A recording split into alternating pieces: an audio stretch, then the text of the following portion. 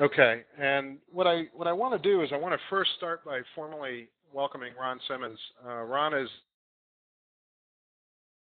I don't remember the exact title, but I think you as the managing director or general manager for the local Small Business Development Center. That's a part of the UGA SBDC network, and if I remember correctly, you cover something like 15 counties or so. You can give us some more details in a minute. For the state of Georgia, and you're part of a network that actually, as you were telling me the other day, really does extend globally now to support small business owners and entrepreneurs and people with entrepreneurial ideals. In fact, today I've got a project that I've started where I interview different entrepreneurs that I know, many of whom are from Hall County and others that are from different parts of the world as I go about my travels. And I was with Molly and Paul Hubbard for about an hour and a half today from Shape Innovation, and they're currently in one of your programs with the Small Business Development Center to really help continue to build and expand their company. It's a fascinating company that I think it's called EPC Foam. I was calling it Styrofoam, and they kept correcting me. But they do a lot of really neat stuff, and specifically with industrial companies in trade shows, and perhaps more importantly and more excitingly, with a lot of film companies that do stuff out of Hollywood. So, the SBDC also administers a lot of things for the SBA, Small Business Administration, and gets involved in loans. And from what I remember of your background, Ron, I've known Ron for going on 5 years now since I've come into this community.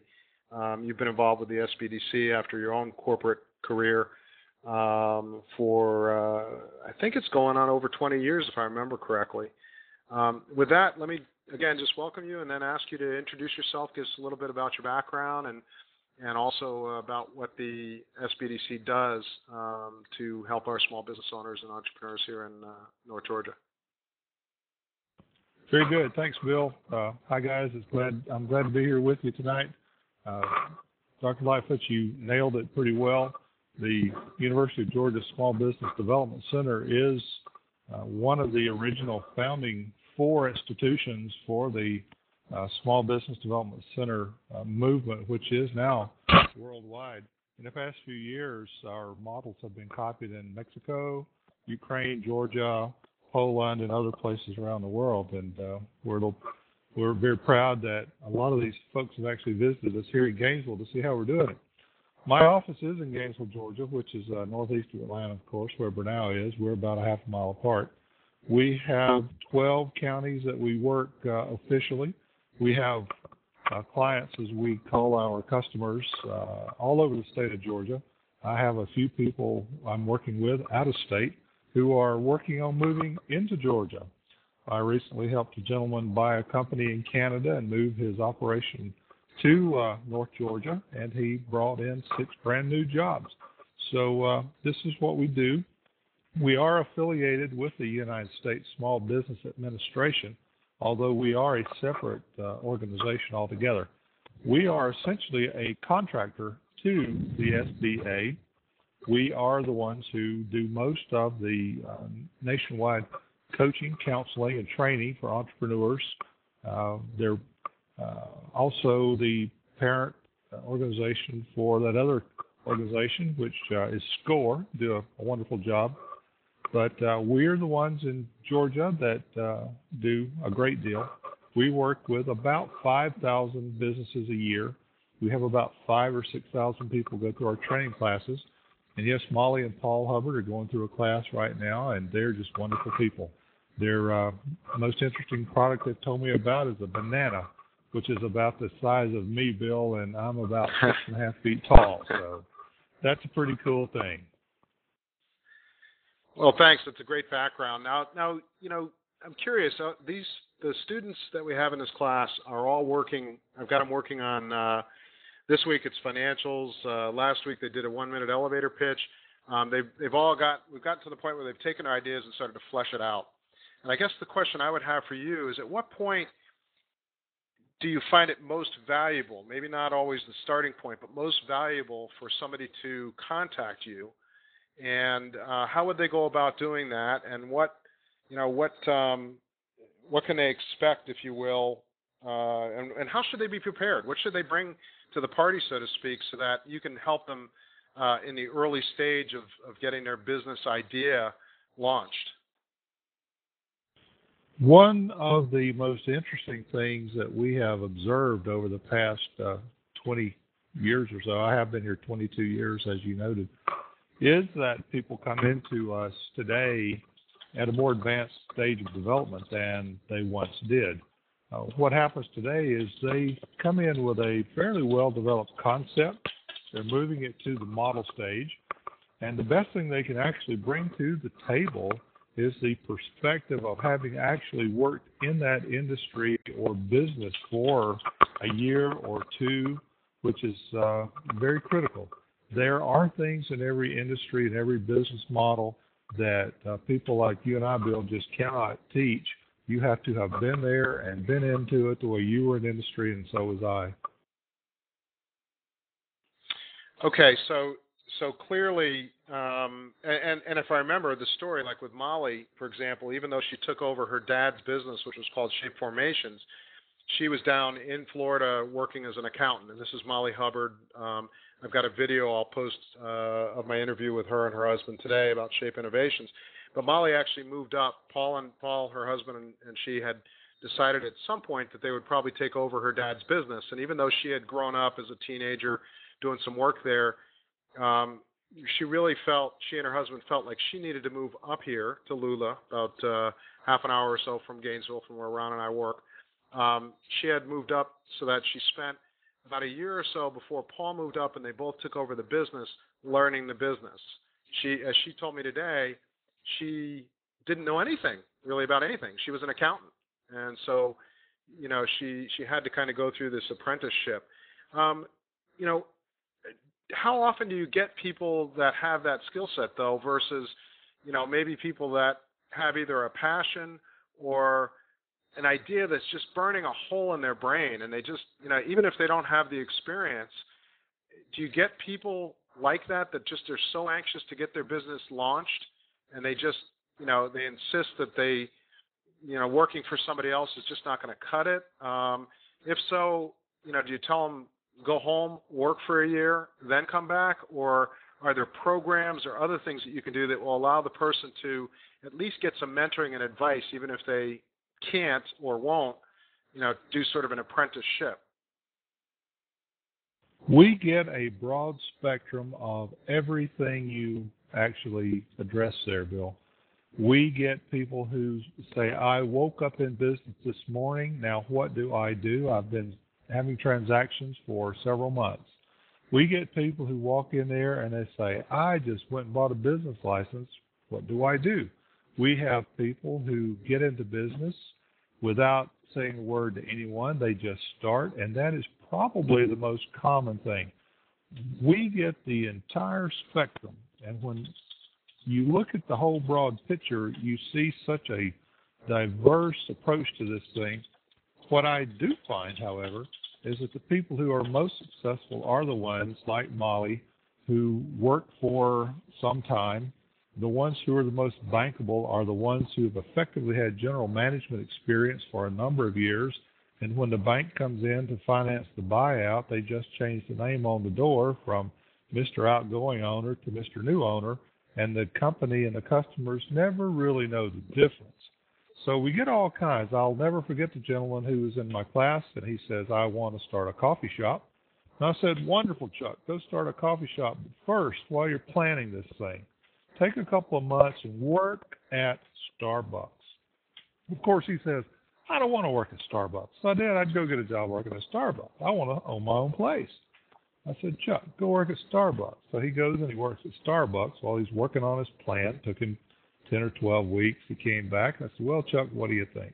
He says, I didn't learn a whole lot about business, accounting, stuff like that at Starbucks. But he said, you know what I learned? He says, I learned to deal with customers. I learned to take coffee stains out of cloth. He said, I learned to clean a cappuccino machine or whatever it was. He said, now I know the inside workings of a coffee shop. So experience is huge. So if you don't have some, get some. I think that's great advice, and I can see with some of these business ideas that the folks have, they do have experience, although it may be more on the what I call the high-end customer. They may, as another example, do you know the I think it's the Coles from Dress Up out of Dahlonega? They started a chain. They're on their 5th store that they're opening, and I interviewed them about a week and a half ago, and I asked them where they got the idea to start. And essentially the wife, they're both in their mid-20s. Their wife, when she was a student at North Georgia, she calls herself a power shopper, and she's been a shopper her entire life. And she used to be frustrated because she could never buy what she wanted in Dahlonega. She always had to go to the Mall of Georgia or down Atlanta or something along those lines. And so she had a different kind of lens on. The one critical thing, though, about that couple is that her husband had some retail experience. He had some management experience. So even though it wasn't in the same industry, at least the two of them together could complement each other, and it allowed them to be quite successful. You mentioned something about funding and banks. At what stage is it common that somebody has a business idea and that they can turn around and walk into a bank and get $20,000, $200,000, $2 million to start up their idea? Or are there a series of steps that they have to go through, or are there better alternatives? And I guess extending on that, what role can the SBDC, what role can you play in helping people to kind of secure some of that early funding? We get everything from the guy that walks in and says, I have a 530 credit score, to the one that says, I have an 800 credit score, everything in between.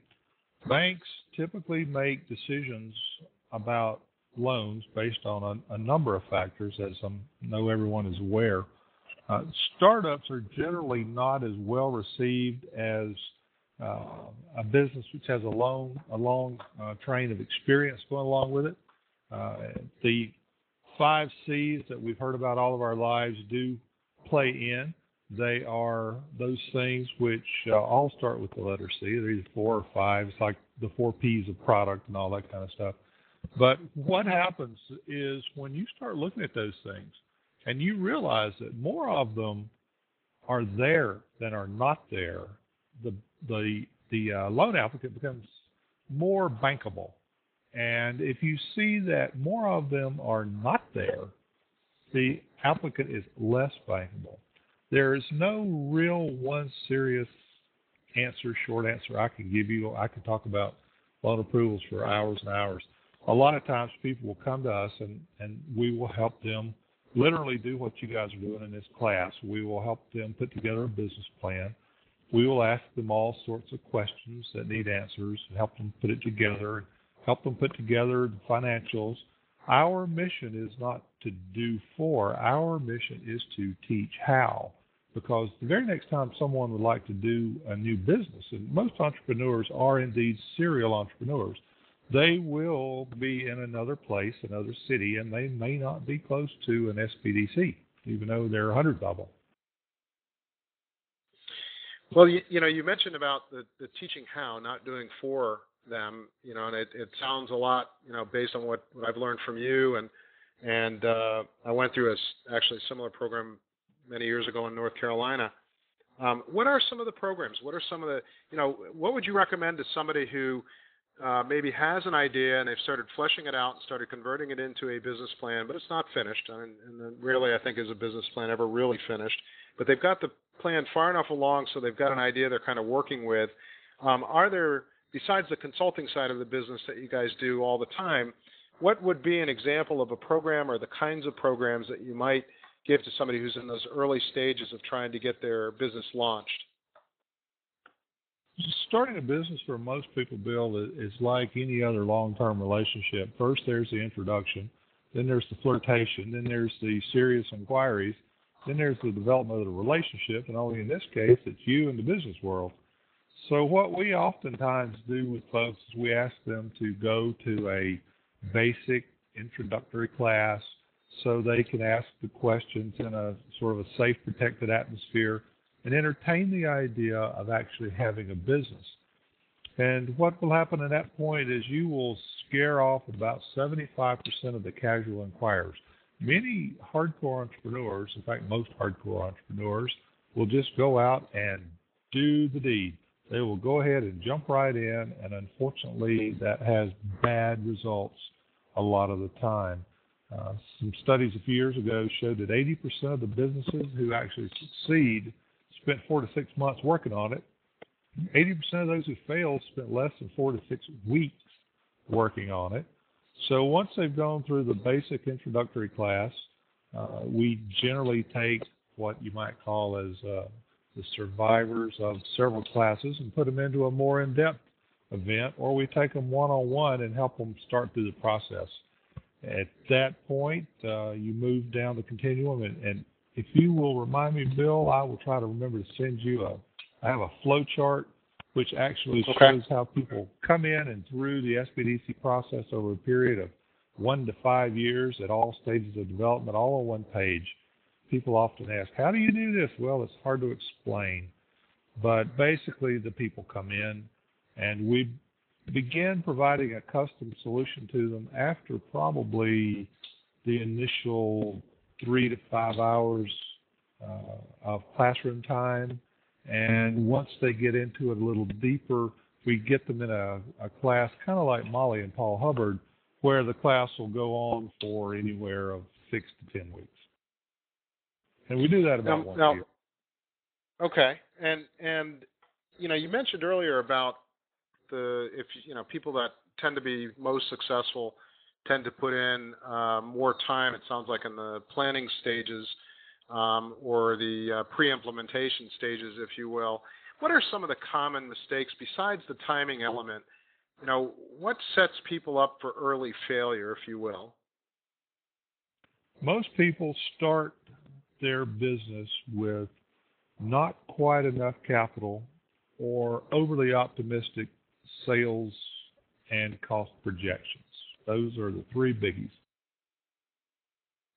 Now, when you mention sales projections, I think we get, but overestimate on cost projections, does that suggest that maybe they expect, I can take that one of 2 ways. It either means that I underestimate the actual cost of what I'm going to be producing or delivering, or that's what I meant. Maybe because the other way I could think of it too, which you sometimes see when people are budgeting, is that they actually get so optimistic on their sales side, they spend too much money on inventory, on equipment, and on other stuff.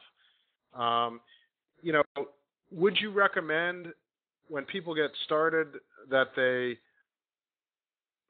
What I'm wrestling with in my mind is is it best to suggest that they lease and rent at every possible term? Should they?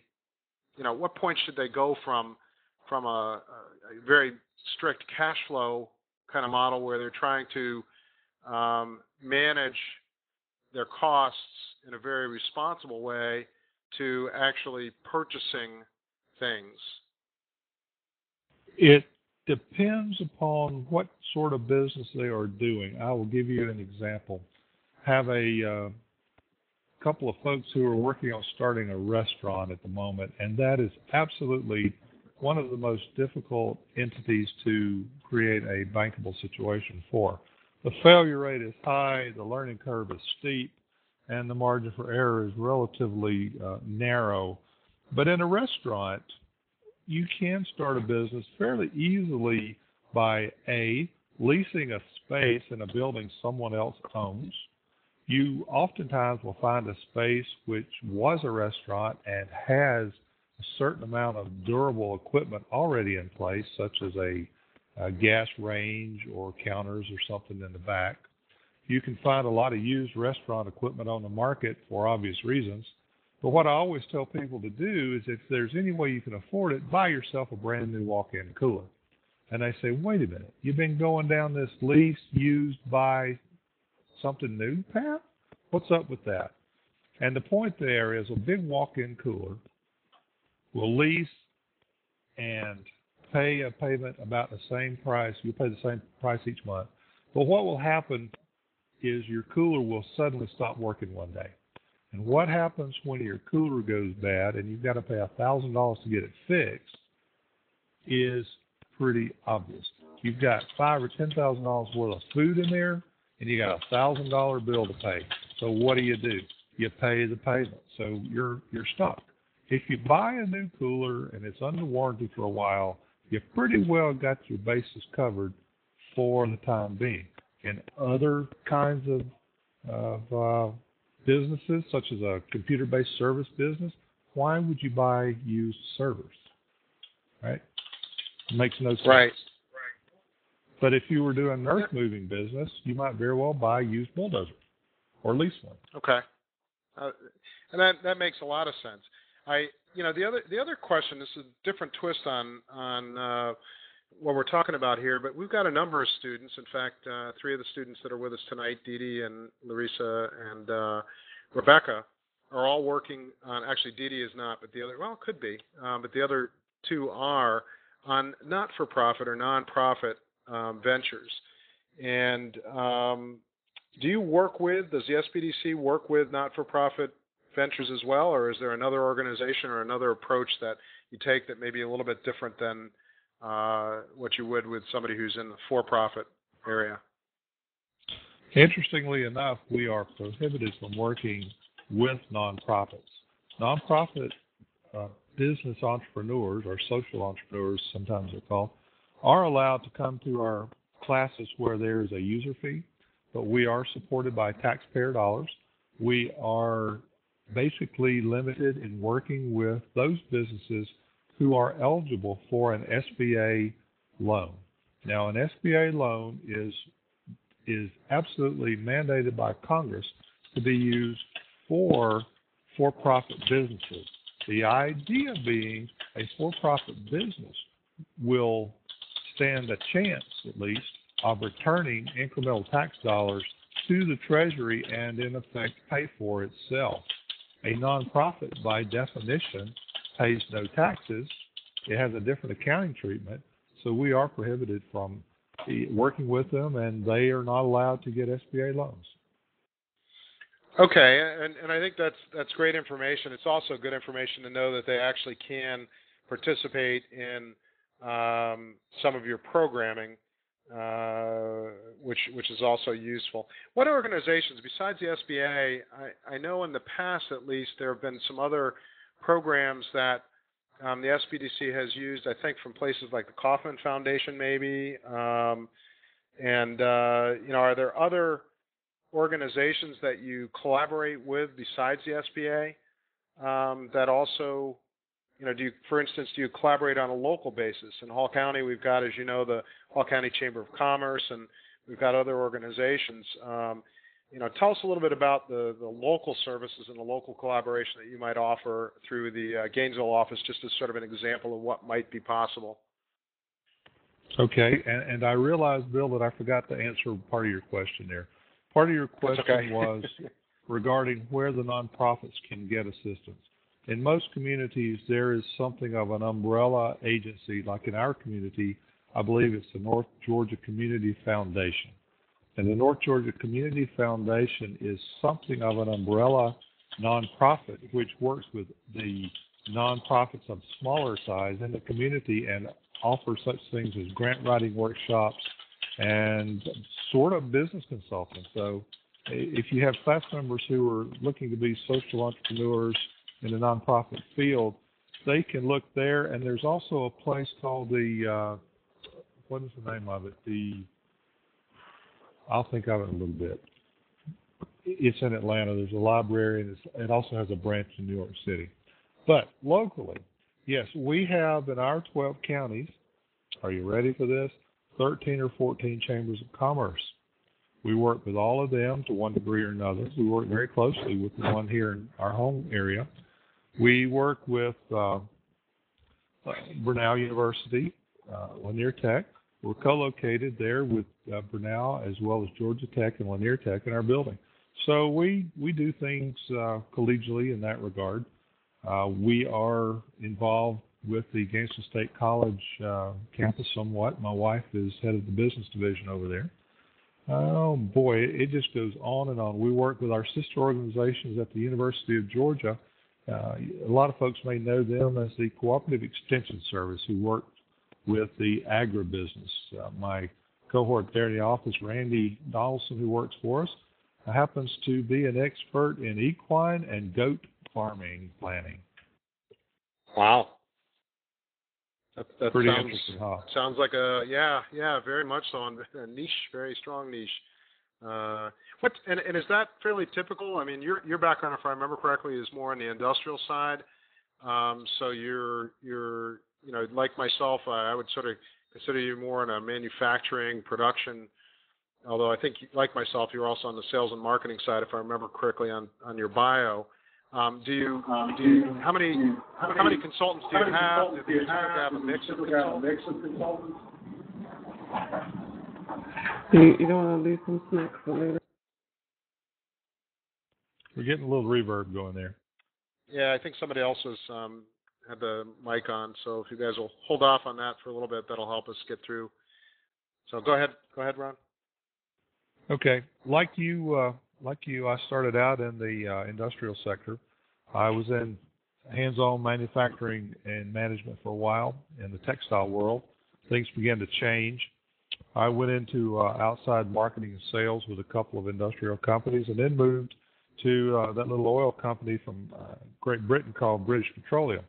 And I did site development and real estate stuff for the company, and direct operations with stations and convenience stores. And all that stuff really gave me some insight to a lot of different business models.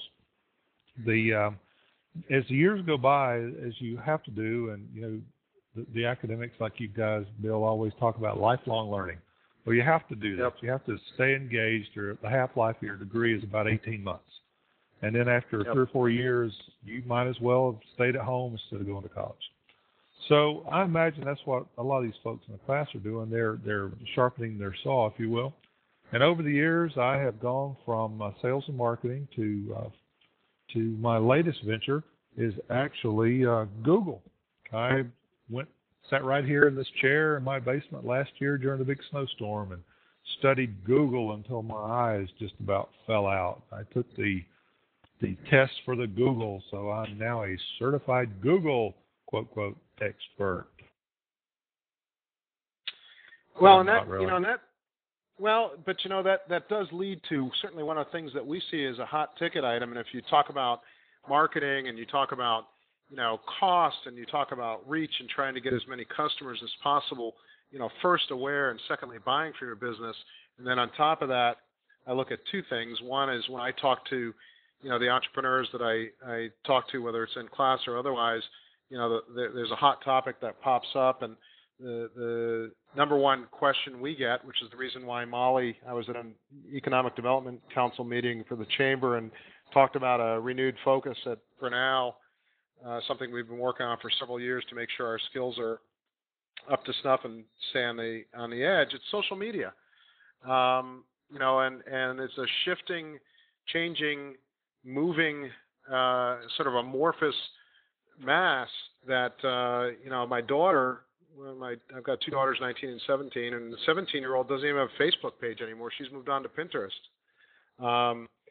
So, do you see that also? Is that something that your companies are asking you about? Are they involved in? Is that one of your hot topics that you tend to focus on, the whole use of social media and, making sure that you have a robust website? Is that one of the top areas that you would say people ought to focus on from a marketing point of view?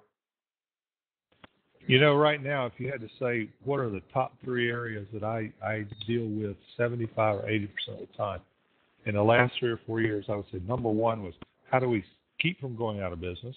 And that leads to number 2 and number 3. Number 2 is how do I get capital to continue operations through what may or may not be a slow time or a long slow time?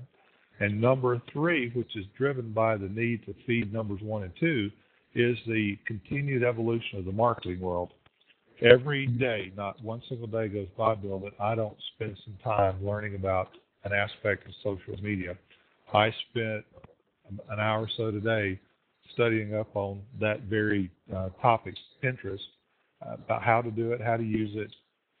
Facebook is changing. Google has changed an awful lot in the last 15 months since I've been up to my eyes in it. To give you an idea of how interested the market is in that sort of thing, 15, 20 years ago, you advertised a class on how to get money, and you would get 15 or 20 people paying to come. 5 years ago, you would get 15 or 20 people if you said how to get free money. They really like that, but there's no free money. There's no free money. There's no free money. No grants. Don't ask me about grants. If anybody does, I'll tell you, but don't ask me about grants. It's mostly a myth for a for-profit business. But I'll tell you, when we were doing the Google stuff in the last 12 or 14 months, and still doing it, by the way, we can say Google tools, and we get a room full. We did a class last year, about 10 months ago, at our office there in the Featherbone Center, Google tools, Google 101, and we had 40 people pay to come to this class. I did it 2 weeks later in Gwinnett County, and I had 100. And it just goes on and on and on.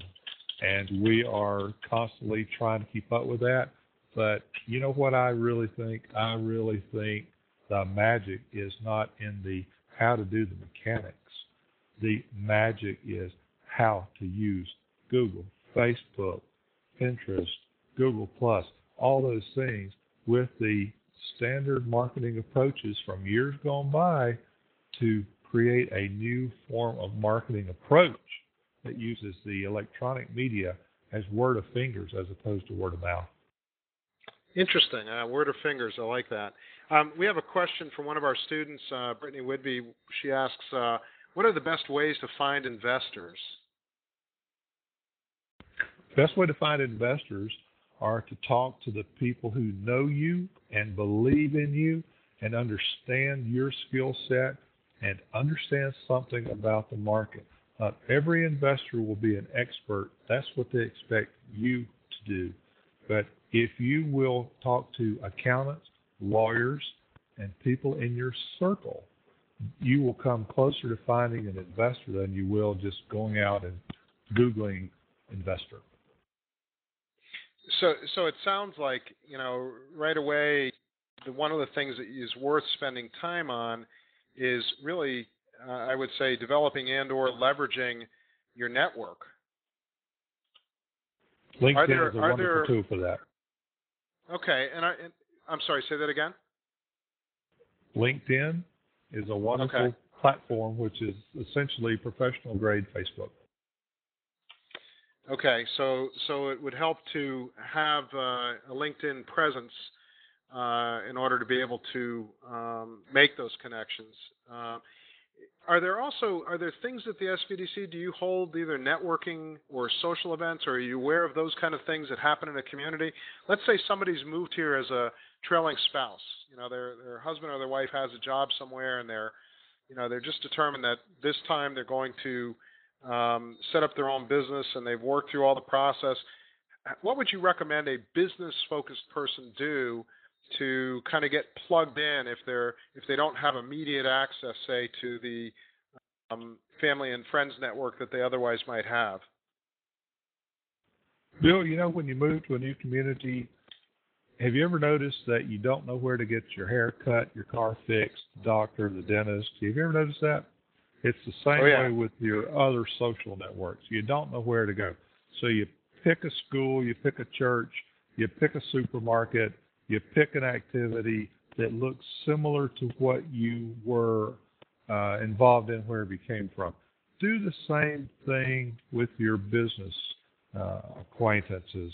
If you were active in the Chamber of Commerce where you lived previously, get involved with the Chamber of Commerce where you are now. It will be different, but many of the principles will apply. Check out a lot of networking groups. They're all over the place.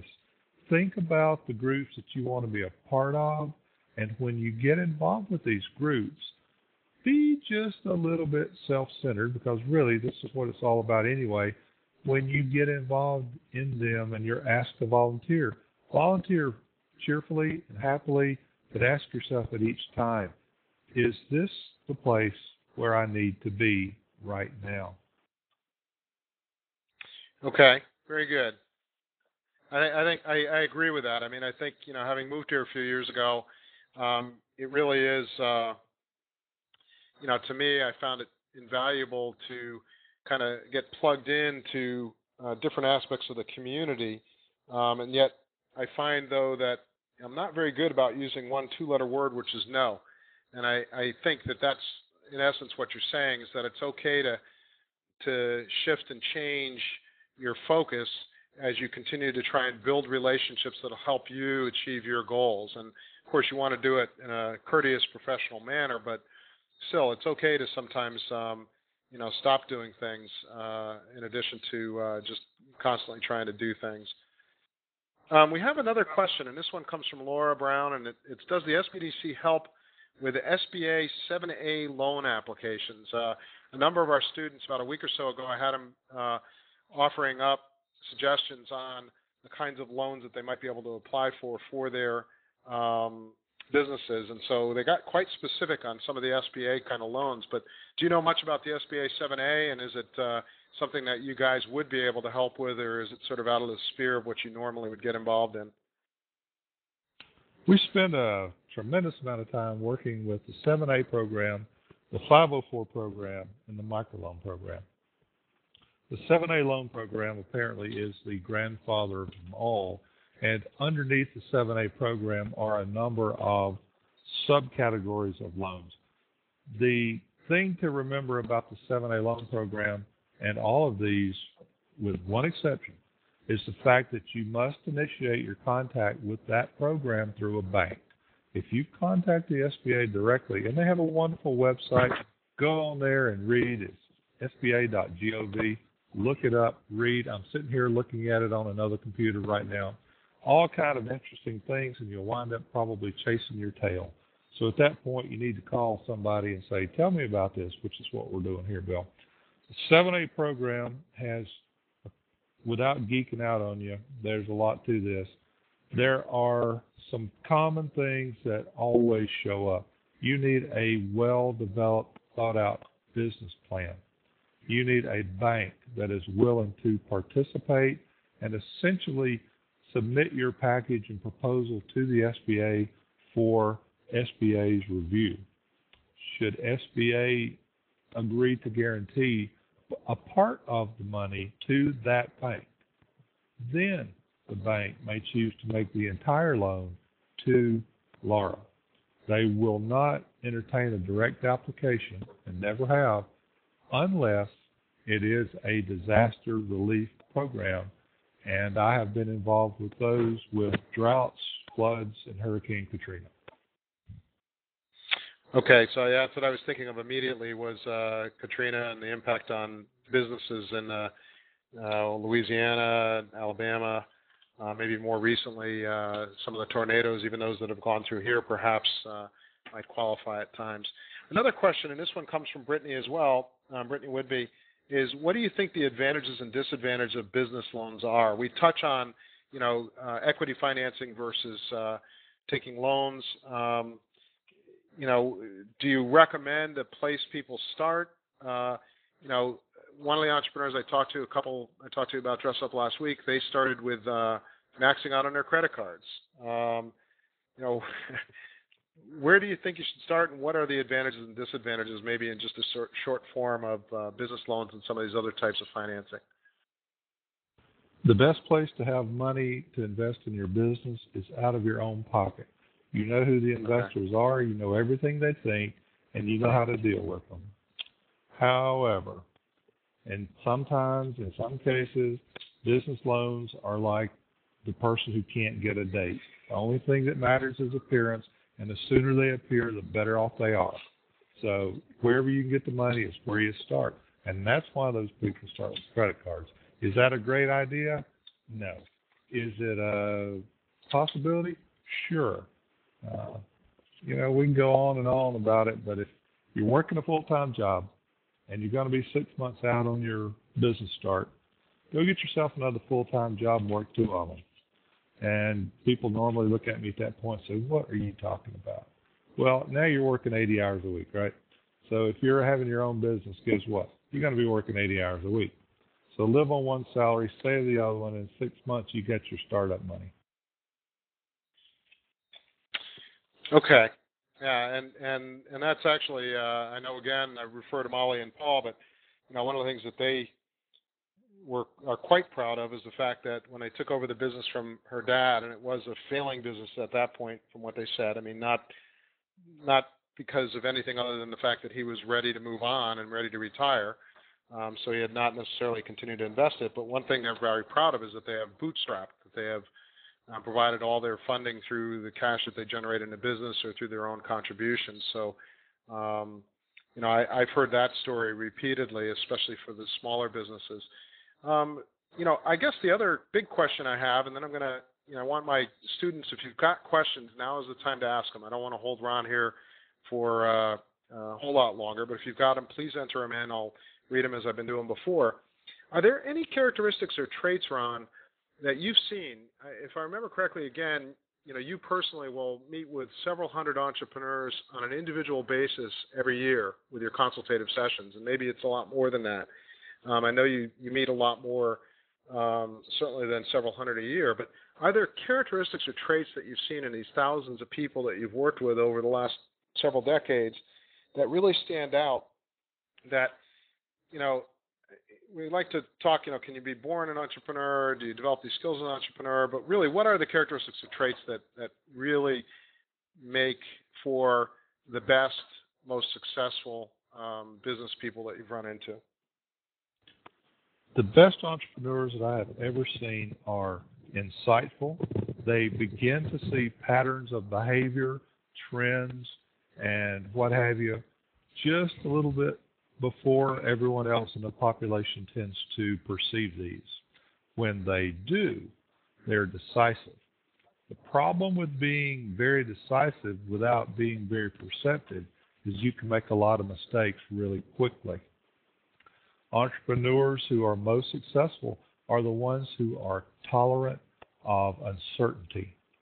Now, the uncertainty may be risk, it may be bidding, it may be pricing, it may be whether or not your employees are going to show up on a given day. But they can go to bed and they can sleep, for the most part, and know that whatever comes along, they will be flexible and adaptable to that situation. If you can take and combine all those traits into your personal portfolio, you got it going on. Okay, so it sounds like, and I'm kind of paraphrasing a little bit, but it sounds like if somebody really is enough of a student, probably through intent rather than just happenstance, but enough of a student of a particular market or aspect of a market or whatever, so that they can see patterns emerging and they can see gaps or opportunities, that's good. Another aspect to that is having a certain amount of ability to assess the risk, but not let the risk paralyze somebody from action. And then, a certain amount of faith, if you will, based perhaps on, I like the two words you use, flexibility and adaptability, based on their ability, maybe their confidence, to be able to adjust in sometimes not so subtle ways the business model that they're working on to, be able to overcome some of the small obstacles that they're going to run into on a daily basis. I don't know if I did a good job paraphrasing that, but I'm just trying to pull out a few of the things that you said and sort of emphasize them. I would say you got it pretty well. The only other thing that I find is very interesting is when someone comes to me after they've written a business plan like you guys are working on, and they say, Ron, a year's gone by, and I pulled out my business plan, I looked at it, and I'm doing a whole lot of things differently than what I thought I would be doing. And my question is always, did you intend to do what you did? Were you forced into it by circumstances, or did you just shelve your business plan and say, I got the money and now I'm finished? They don't always know. Sometimes they get pushed, sometimes they get pulled, sometimes they just see a new opportunity and entrepreneur-like, they go for it. Yeah, and that's, one of the things, again, I come back to Molly and Paul because, again, it's fresh in my mind, but, I asked her about competition. And she basically looked at me and said, competition? We don't really worry about competition. And that's a very, we talked about the blue ocean strategy and the fact that they're doing just such an exceptional job right now with the clients that they have that they don't really perceive a threat to their business model. They've got something good going, particularly in the film industry. And Georgia, since 2008 has been one of the attractive places that they're kind of on a roll. And they acknowledge that there are other people that could do more or less what they do, but they feel like they never really get into a competitive situation. And it sounds like they didn't necessarily intend to go into the film industry. They just had some fairly early opportunities that Molly in particular, kind of jumped all over, so to speak. They did an exceptionally good job, and they just kept getting asked for more and more by the same pool of people, or they had, friends. They've only been doing this for 2 years, but she said now they have, other producers and other set designers and other folks that are coming to them and essentially only asking them for the business because they have such strong testimonials from the people they've supported. So, it's very interesting how these opportunities can present themselves. A couple of questions related to the loans. Joseph Ridling asks, could you look at other companies such as Google for startup capital because they have so much excess cash? And I guess the question within there is, are there investment arms of corporations? We know about angel investors a bit. We know about venture cap firms, and we know about banks and individuals and all that sort of stuff, friends and family. But do companies also have sometimes not just the nonprofit grants, but actual venture funds that they use?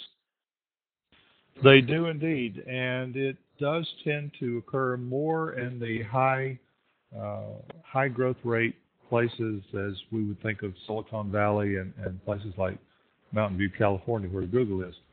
One of the most famous ones that comes to mind would be General Electric Credit Corporation. They actually are a bank, and they do SBA loans, and they are wholly owned by the General Electric Corporation. That is a way of doing a different niche of business, and I don't know how they started, but I would not be surprised to find out that they were set up in order to help fund sub-suppliers, vendors, and contractors who were feeding the General Electric behemoth. Google itself, I'm not so sure of. Google owns so many properties, it's hard to say what they're into. You will find venture capitalist groups around some of the larger cities. There are some around Atlanta. The downside to venture capitalism is the cost. If you think credit cards are expensive at 25%, it is not unusual for investment capitalists to want not only an equity stake in your company of 15 to 25%, they will want a guaranteed return, which may go up to 40.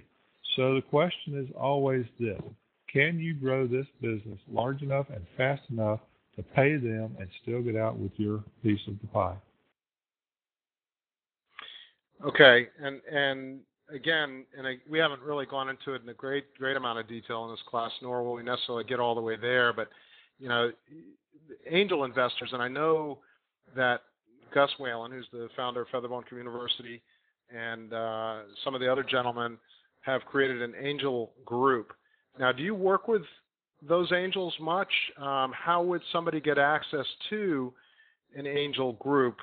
People that are often investing sort of after the friends and family, but before venture caps maybe get involved, giving initial seed capital at maybe a more favorable rate to the entrepreneurs.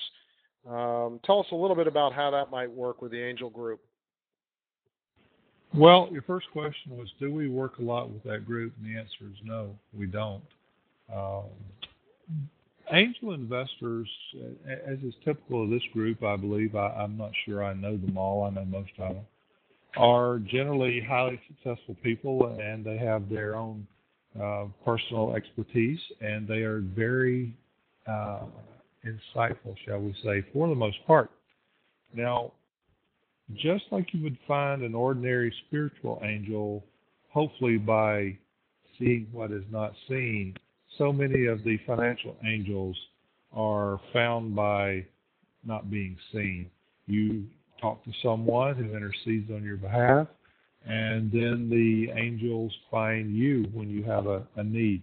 By and large, you don't go looking for them. Although if you go around some of the larger cities like Atlanta, there are some circles where you have these angels, and they will sit in a panel like you would see on The Voice or something like this, or on the Donald Show, and you will go in and you have maybe a minute of that elevator speech that you were talking about a while ago to pitch your plan. And then after 1 minute, they will decide if they want to invite you back to talk about your deal at greater length. As a rule, though, these are what we always think of as high-flying, high-risk, high-return enterprises. Okay, very good. Another question, and this comes from Dion, and for the rest of you, if you have any questions, please ask them now. We're going to maybe wrap this up within 5 to 10 minutes, okay? So just put them in the chat section. Dion Oliver asks, how difficult is it to receive an SBA loan? Are there any strict criteria? Are there percentages of success, or, how does that work, or does it, the classic answer I would give is usually it depends, but maybe you can enlighten us on that a little bit. Well, it does depend, and it depends a lot on a variety of factors. If we talk about the 7A loan, let's just very briefly talk about this situation. To begin with, Dion, you would look at this and say, what is my total project cost? Is it $1 million? If it's $1 million, the SBA and the bank would probably require you to have anywhere from 20 to 30% of the project cost of the $1 million in hand, either in cash to put into the deal or demonstrable equity to put into the deal, which now lowers the loan request not from $1 million but to maybe $700,000. Okay? An SBA loan guarantee is a deal. It's a contract between the bank and Uncle Sam, and Uncle Sam is now the co-signer for your loan to that bank. And in this case, the bank would be receiving a co-signing from Uncle Sam to them for 80% or 85%, depending on what day it is in this program, of $700,000. So let's say it's $80,000 to make it easy on Ron's head. Now the SBA guarantee is $560,000 of a $1 million deal. All of a sudden, you're going, wait a minute, what happened to the 80%? It's 80% of the bank portion of the project. So it's part of a part of a part. Now, what happens if it goes bad? Another question.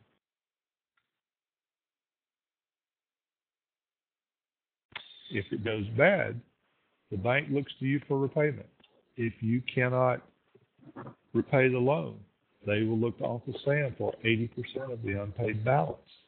They will get that. They will get a check for 80% of the $700,000. Then the bank and the SBA will join hands and come over and jump on your head and try to get the rest of it. Okay, Dion asked a follow-up question, then we've got a couple other questions related to the SBA and one related to the VC, and I'm going to close them off after this unless somebody else has a burning question. Dion asks, he has 2 cash-producing rental properties. Can those be used as collateral or part of the money on hand that helps secure the SBA loans or bank loans? They can, to the degree they're not already pledged as a first collateral source to another loan. Okay, that makes sense. And then we've got several of these students are international students studying here and hoping to both leverage the relationships here, but also hoping to go back home and set up their enterprises at home. And Dee Dee, who's from Rwanda, asks, is the SBA loan program only limited to American citizens? You had referred earlier that there are SBA-like or SBDC-like organizations globally. And I guess I would add a follow-on question to that is, is there a formal network internationally that somebody could tap into through the SBDC? The SBA loan program is available only to U.S. citizens or non-citizens who hold a green card in this country. SBA loans are available for export, and what I would suggest is to check with the economic department of the government where the other country's capital is and see what they have so far as local economic supports. Okay, so for export type of activities, that would be something that could be included. And then the other question that Dee Dee asks is, she's here right now. Is there a cost associated? Let's say that she wanted to make an appointment with you. Okay, she's not an American citizen. And I guess I would ask this also on behalf of American citizens too. You know, do you charge something for consultation if they're an American citizen or if they're an international? How would they, go about getting in touch with you, if you will, and will they normally work with, once they've gotten past that answer, is there usually one counselor that they'll work with specifically, or is it a group, or, tell us a little bit about the nuts and bolts of how that would happen. There is no charge for our direct assistance other than the tax bill that you pay on income that you earn in this country. So I've already paid for a lot of these students to go get your services then. Yes, sir, and we appreciate that very much. We'll make good use of your money, Bill. And what happens is when they want us, they just need to find us on the web and probably give us a call or send us an email, and we'll find a time that's convenient. Okay, so that's for anybody that's here. It doesn't matter whether they're international or not. And then the other part of that question was, if they start working with you, are they going to stay with you, or are they going to, next time they come in, if you're not available, Randy will jump in, or do you kind of look at strengths?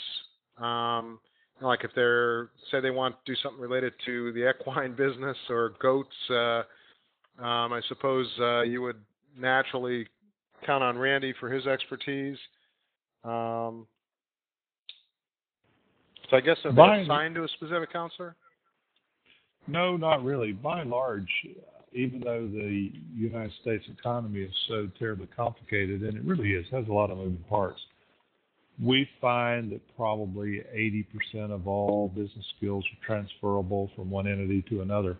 Most of our clients start with a particular consultant, and once they develop an affinity for that person, they stick with them. The consultant then becomes essentially something of a case manager, and as you said, if we find out they are going to raise goats, then we bring in someone who knows about raising goats. If we need someone who needs to know about quilting, then we'll find someone who knows about the quilting business. Okay, so you will tap into the extended network and make sure that, somewhere within SBDC and the affiliated, collaborators, you have literally hundreds of people potentially that you can tap into for their expertise, if I'm understanding you correctly. That is correct. And also, if you go to the United States SCORE website, I believe it's score.org, that's the Service Corps Retired Executives. They have a website with a list of many of the counselors, if not all of them, nationwide. And they do a lot of distance counseling over the internet. And the ideal situation is to find someone who has had the exact business that you are starting and to pick their brain until they throw you to the wolves. There is no substitute for someone who says, yes, I had a business just like that, if it was successful. If you say, that was wonderful, how did it turn out? They say, I went bankrupt. You might want to think about it. Right. Yeah, exactly. And speaking of going bust, and this is kind of the last question that the students have posted, Joseph Ridling says, what's the risk of going bust with the venture capitalist money? I mean, obviously, I guess you could assume that maybe there's greater risk, not necessarily though, but and do you have to pay it back like with a bank loan if you take a VC's money? Bill, I'm going to fall back on the best answer we've heard all night, and you said it yourself. It all depends. Okay. And I, one thing that, again, we may not get into in this class are things called term sheets, and essentially it's a contract between the investor and the investee, the business owner. And in there, everything is negotiable. And, in fact, a lot of times VCs will expect that you put up your own equity, that you put up your own house or your own whatever you have of value if they're going to invest any money in your business. The way at least one of the firms that I worked for that took VC money, that was certainly part of the case, is that the founders and the owners had to have a stake in the game, so to speak, and it had to be very clear. And it had to be sizable enough to be financially painful to the owners so that they couldn't just take the big injection of money from the VCs and then kind of cruise and lose it and, not put all the effort into it. So, VCs are real people with real money, and they want to get their return, and they're not going to invest in you unless they feel like you're worth investing in. So, Ron, any final comments or thoughts that you have for our students? One, while you were saying that, I was listening and thinking about what was being said. Do not confuse a loan with an investment. Bankers rent you money, and they expect it back with the rental, just like Hertz rents cars. An investor will help you buy a car, and then they want to help you drive the car. But bankers are temporary, believe it or not. So know the difference between a loan and an investment, and you're always good. Thank you for letting me come tonight, Bill. I've enjoyed it very much. Good luck, everybody. Well, and Ron, we really, really appreciate it. This was, the number one topic when I talked to the students the first week was, can we get somebody from the SBA? And that's, when I contacted you, and I really, really appreciate all your input. This is recorded, so we've got had about 14 or 15 of the students that have popped in and popped out tonight, which is what I expected. We will post this on the website probably within the next 15 or 20 minutes, and we'll make it available to the rest of the students. But again, Ron, thank you so much for joining us. And for the rest of you guys, I will hang out for a few minutes to see if you have any course-specific questions. Otherwise, you're free to go. And again, have a great evening, and we'll talk to you soon. Thanks again, Ron. Thanks. Bye-bye. Bye-bye. So the rest of you guys, if you have any questions, let me know. If not, then log off, and we'll talk to you soon. We will also meet again. For the financials due this week, what am I specifically looking for? It's a good question. I know it kind of gets confusing. I would like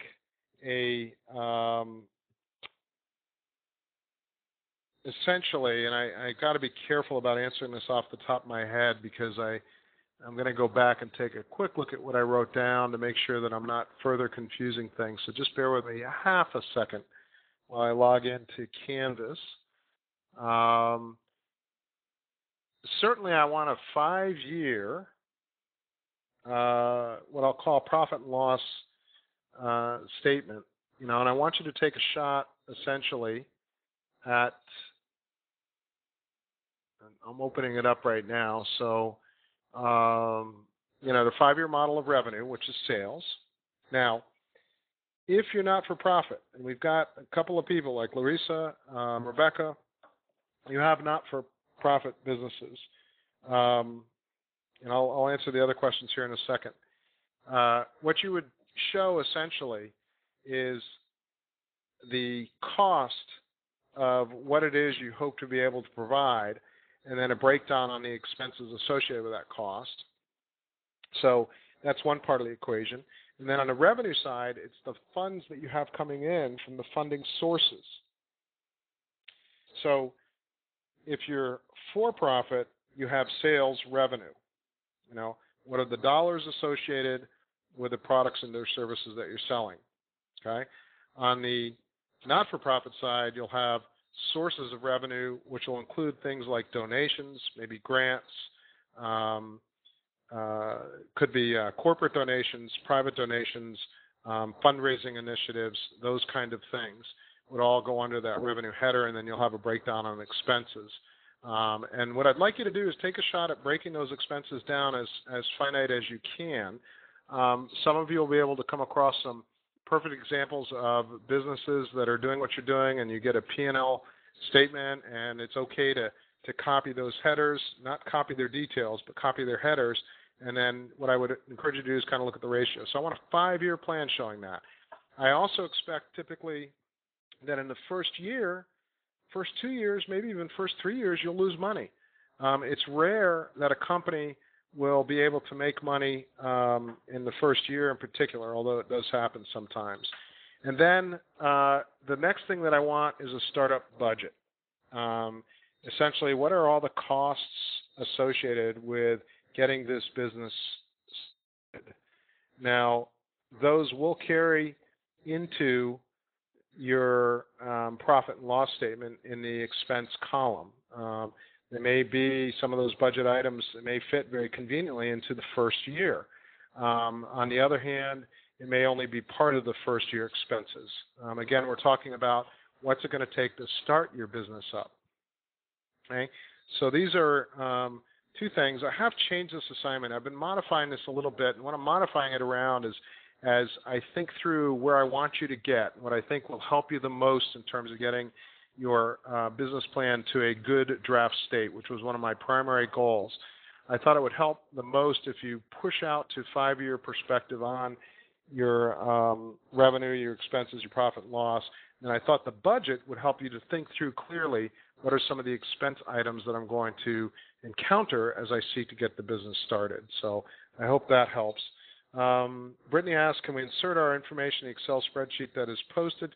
You can, but modify it. Make sure you copy and save that with your own name on it, because if you copy it and then just save it under the name that's already listed there, there's a good chance I might lose it or I might mix it in with my own, and that will not be good. So just make sure that you state that it's yours. That's fine. Even better is if the best, honestly, is if, and I'm going to be looking at the financials specifically, but if you want to display it to me in the best format that you possibly can, it's going to be in some kind of memo format where you cut and paste from Excel into a Word document. And I'm giving you this tip only because, I'm looking at readability and explanation, where you can put the P&L in there cleanly and make sure it's all in one nice table, and then you explain a little bit about what it is that I'm looking at. That's usually the best way to do it. Don't assume that I'll understand everything that you're trying to do. The best approach is to explain it. Then Ronte, you asked me, I saw your email. Just as we were getting started here, so I didn't get a chance to look at it in detail, but I thought I would ask for your opinion. Am I heading in the right direction? Financial model assigned appears to be more service than product. Let me take a look at that after this so I can respond to you as a result, okay? I'll look at that separately. And then with the budget, Joseph asked, with the budget, would you reference the finance portion of our idea? Yeah, I would. Now, here's the thing. We're in week 5. So whatever you put down for your finance portion earlier, absolutely. I think you want to build on that. You want to cycle back to it. See if your assumptions still hold true. The one thing I find about when we go through this, and this is one of the reasons why you'll find this course evolving a little bit too, and I do this in most of my classes. Those of you that took 670 with me before, you may know this too, is the course also has to evolve a little bit. My overall goal is to help you be successful in getting your business idea converted into hopefully the semblance of a working business plan. And so, I'm trying to adjust a few of the things to emphasize, some of the specific things that I think will help you at this point in time. So, yeah, go back to what you've done before. That's always been my intent. Keep using the information that you have. Each week you should cycle back through all the documents, and ultimately you should be building your business plan out as we move forward. And the way you do that is look at what you wrote before, keep fine-tuning it, keep editing it, as you gather more information, or as I push you in different ways, or as your classmates, what I like about these non-graded discussions that you're having is most of you are participating, and you're helping to shed, give some additional good insights into anything from financing to, target markets, that kind of stuff. And I think that's very, very helpful. We're using the power of the 33 people that are in this class together to really vet our ideas, and that's the whole point. So please do use the finance portion as well as any other assumptions, et cetera, that you've got to help you continue to build and expand your business model. I know that's a long answer, Joseph, but it was a good question, and, et cetera. So what other questions do you have?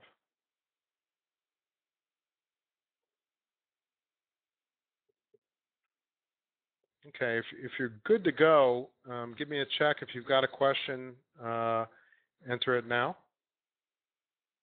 I really appreciate you guys participating. I hope you got some. I hope you found it valuable. If you found it valuable, go ahead and give me a check as well. If you thought it was not so valuable, then give me an X. Having Ron Simmons here. Okay. Good. Yeah, I think it was great to have him here. There may be more questions that you've got. You know that he said that you guys can contact him. Dion was asking about local sources in Augusta. I think if you Google, what I did is I Googled UGA and SBDC. We do have students in this class that are from Texas and other places as well. And so what I would encourage you to do is to, either Google SBA, or I'm not sure if it's called Small Business Development Center, but SCORE is certainly a national organization, and they often will talk about the collaborations they have. So, Google to look and see what resources. Worst case is most communities of any size will have a chamber of commerce, and specifically, as their name implies, they have a mission that's meant to support local businesses and the local economy. And I find it's a good place to walk into someday and just ask them, where can I get help for this? Where can I get help for my business? I'm interested in setting up business here, that kind of stuff. And, like Ron said, just be your champion. Find out how you can get plugged in and how you can connect to people. This is absolutely true for for-profits and not-for-profits. On a not-for-profit side, you're going to be trying to get friends and funds. And you've got to, figure out, where do I connect to people that will care about what I'm trying to do? What are the communities of people that can help me? On the for-profit side, who will have a need, who will have a desire for the products or services that I offer, and who has power and who has influence in helping to secure those sales or those sources of revenue. So, networks are very, very powerful. And you want to get plugged in and connected, and make a goal, let's say in the first few months, of speaking to at least 10 people of influence in your community who can give you each maybe 5 more names. Try to get those names, capture that information, and try to start networking your way into it. So. Rebecca, very good. Consult the Ghana Chamber of Commerce. That's excellent. Didi, I would expect Rwanda would have something similar. And, Larissa, you've got a particular focus on a group that shares a common language as much as anything. And so, there may even be associations or representation here in the greater Atlanta area. Atlanta is a very diverse area if you're from this area. If you're not, then... just do your research and see what you can access. We live in an era, thanks to the internet, where, contacting people is usually not the issue. It's more, networking with them enough so that they start to trust you and they start to understand what it is that you're trying to do, and that they actively seek ways to help make other connections for you that work. When other people start helping you to make connections to people that have money or that have a need, or that have, a desire to assist you in some way, shape, or form, then you know that you've got something that people are willing to invest their own time and effort into. So, all right, guys. Well, I'm going to wrap it up tonight. Thanks again. And, other questions, shoot me an email. I'm happy to look at your financial stuff on a preliminary basis as well. the big deal is really at the end when you want to pull it all together in your business plan in any event, as well as your longer presentation. I appreciate you allowing us to work through the issues with a 1-minute elevator pitch. In the end, most everybody, it worked fine. And I was really, really, really happy. I know the grades were, on average about 88 or so, range from around 80-ish on up. I don't think anybody, got a perfect 100, but, I think you guys really followed a good format. And there's just some tweaks or adjustments, which is where, most of the points came off. So you guys are doing a good job, and just keep it up. Because I am seeing some really, really good progress, and I've been very pleased so far. So Joseph's last comment is, do we only need to put comments or explanations within the budget and or the forecast? Yeah, again, I mentioned the memo format is my desired approach, but if you give me an Excel spreadsheet and you want to put your comments or explanations in there as well, that's good. As long as I need to get inside your head. Don't assume that I know exactly why you're putting these figures together. That's where the risk is. If I can't follow your logic, or it seems absurd, or it just doesn't make sense somehow, like I've seen business plans where people show, $10 million in sales and, $500,000 in total expenses, so they're going to make $9.5 million. Well, that sounds great, but the first thing I'm going to look at as a former marketing guy is I'm going to say, how did you get those customers? I can't believe that your marketing expense is going to be that low, or what have you. So, just try to find some examples. The web is great for that. SBA may have some examples, and then make sure you do explain it one way or the other, either through a memo or through a notes on the Excel spreadsheet itself. So, okay, guys, we're going to call it a night, and you can shoot me an email otherwise. Thank you again for your participation, and we'll talk to you real soon. We'll do this again next week. I'm not 100% sure who we're going to have. Have a great Easter. If you're Orthodox, then Easter will be a week later, but otherwise, we'll talk to you soon. Thanks.